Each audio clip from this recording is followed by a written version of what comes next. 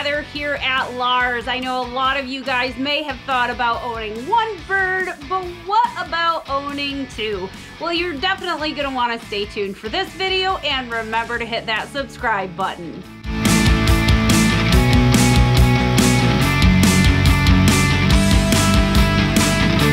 Can you step up? She's like, look at her. She's like, no, I will not step up because the right shoulder is mine. It's no longer yours, I'm sorry. We had a chicken take over. All right, guys, so today I have a very unlikely pair of birds with me. I have two of our educational girls. I have Miss Samantha, who is a blue and gold macaw, and I have Chicken, who is a Goffin cockatoo. Both of these birds can be kind of what I would consider crazy. Samantha uses me like a jungle gym all the time, and so does Chicken. So I want to go over a couple of things that you will want to know about owning two different birds. So this is not the first time that I've had both Chicken and Samantha on my shoulders. These two girls love escaping in the morning when I am taking care of them and getting them food and water. Chicken especially, because she's such a tiny bird, it's so easy for her to get out of her cage and bebop around. Now, if you guys haven't seen any of our videos that include Chicken and Samantha, I really encourage you to look back through those.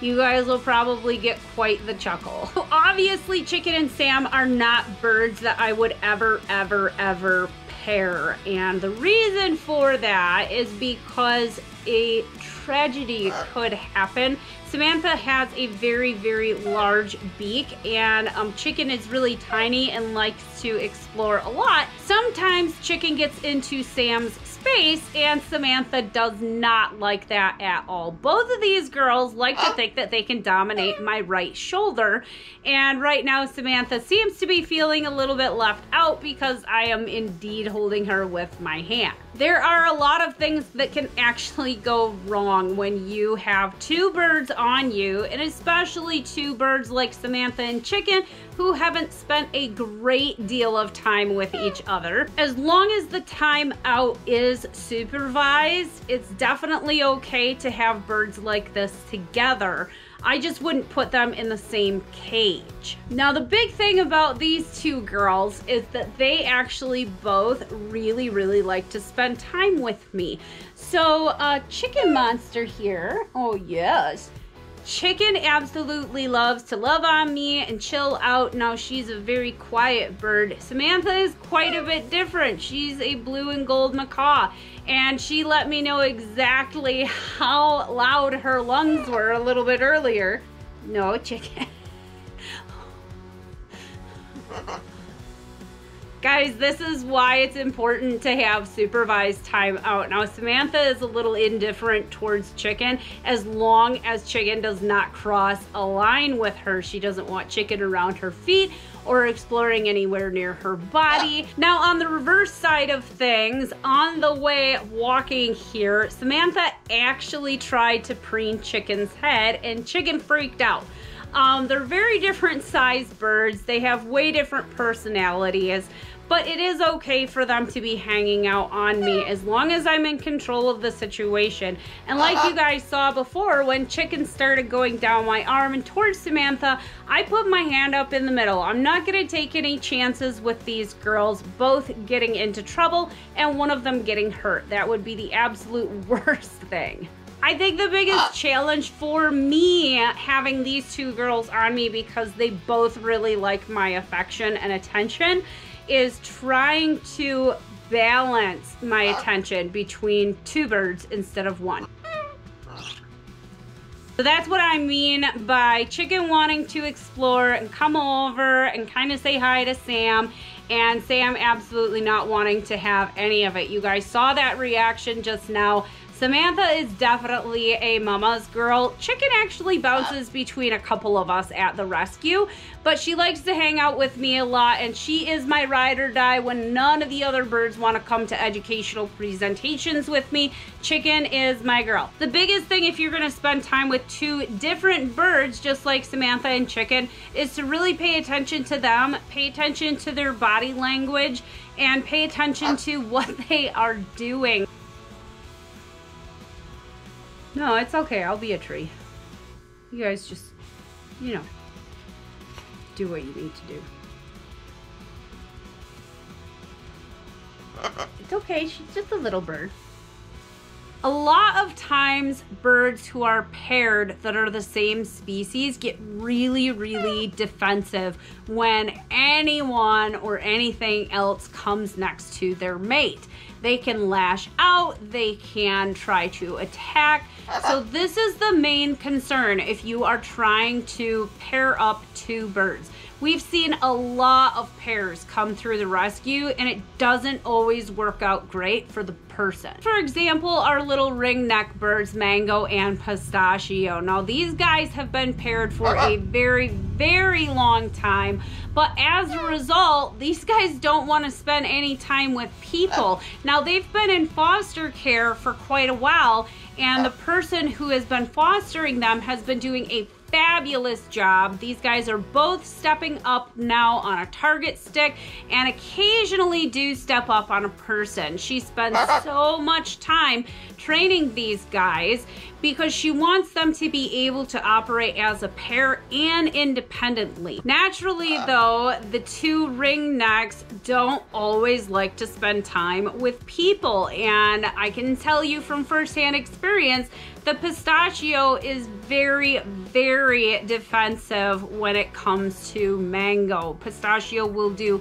just about anything out there to protect Mango. Something else that you need to be careful with pairs is that typically one of the birds is going to be more dominant than the other. Now that can mean a whole lot of different things, but most times what that means is that one bird is going to be getting more food than the other bird. So if you're going to pair up some birds, I would definitely suggest having multiple water dishes and multiple food dishes to make sure that both birds are very well fed. I got it, don't worry. One of the things that you want to make sure of when you've got birds on you, if you've got multiple birds hanging out with you, you want to make sure that you are still paying attention to their body language and still respecting them, because you don't want to make them uncomfortable with the situation that they are in and possibly compromise anything in the relationship that you have with each bird individually. The biggest word of advice is just to be super duper cautious. If you're going to have two birds out together, there are certain types of birds out there that will actually attack another bird that are known as being aggressive species. Lorikeets can actually be like that. They can be super duper aggressive and go as far as killing another bird if that other bird gets in their space and they don't like what's happening. Hi.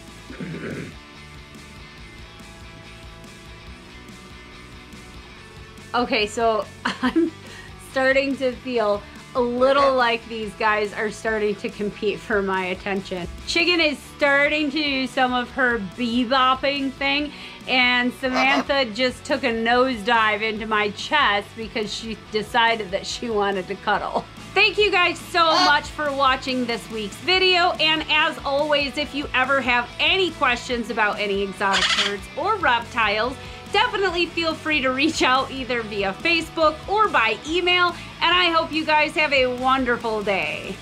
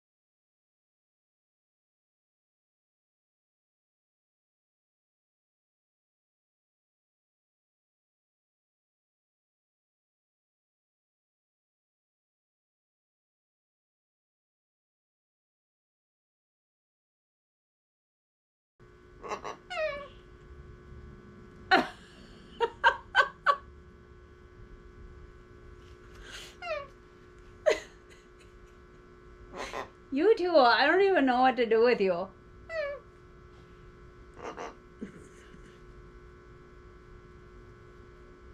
Do you have another pin feather? You totally do. Pin feathers.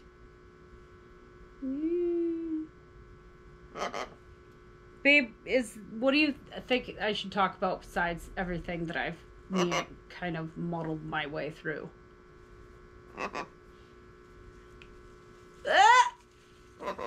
Thanks, Sam.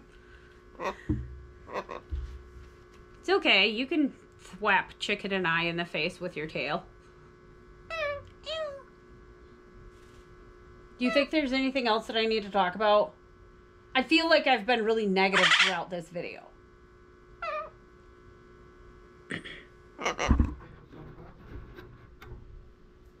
Now, it is not unheard of for birds of different species to actually spend time together and get along. Again, it's really all about caution when you've got two birds and they both want your attention and they're both right next to each other. Is that better? Caution as a word? Can I please put my arm down? Bebopper?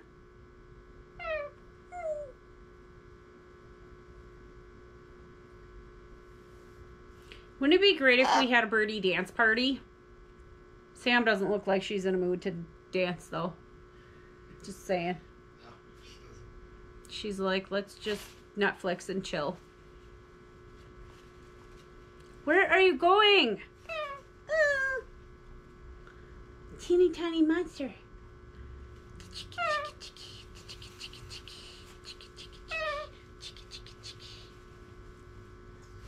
Oh, you're pooping again?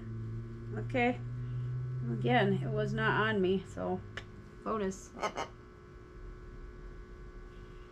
What, ladies? We're at half an hour. Do I have 10 minutes of footage? That's the big question. Pears, pears, pears.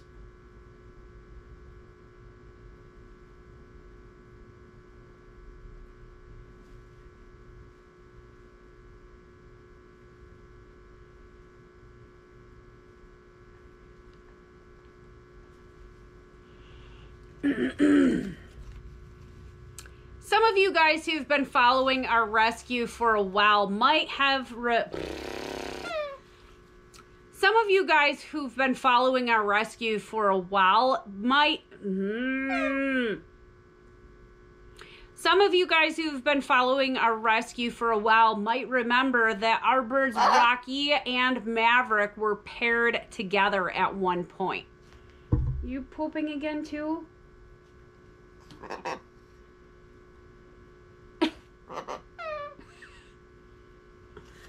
Okay. Some of you guys who've been following our rescue for a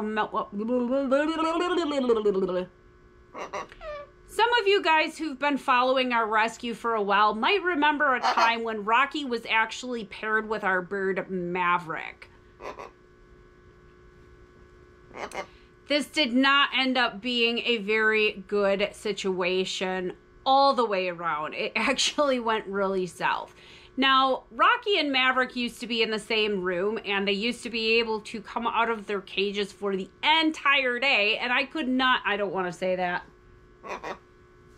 Rocky and Maverick could not keep themselves away from each other. Rocky was actually with our rescue first, and Maverick came along not too long after that, but they ended up, and then something like that happens.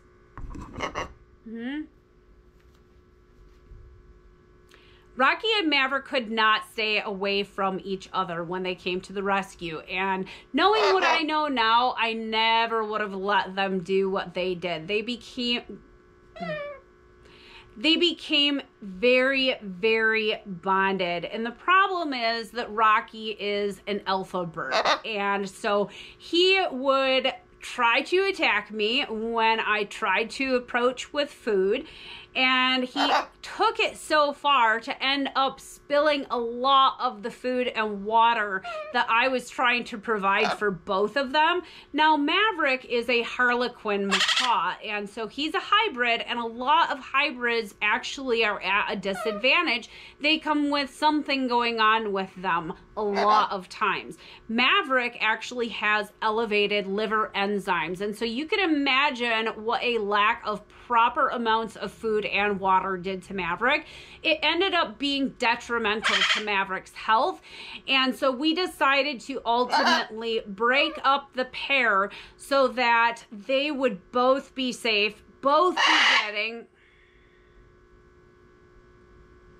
We ultimately decided to break up the pair for their own health and safety. And Maverick actually ended up being a lot better with him.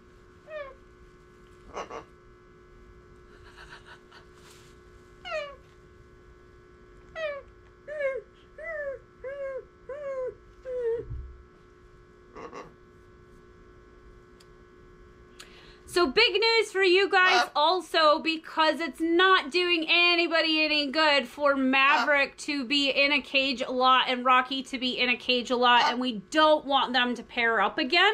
And so Maverick is actually getting adopted. We are so excited. I will have to see if the new owner will let me share some of the pictures, and then I can share it with you guys next week. But Maverick is getting his own room, and it is huge. It is awesome. There's lots of windows. This owner is sparing no expense to take care of Mr. Maverick, and we could not be happier for him. It's going to be much better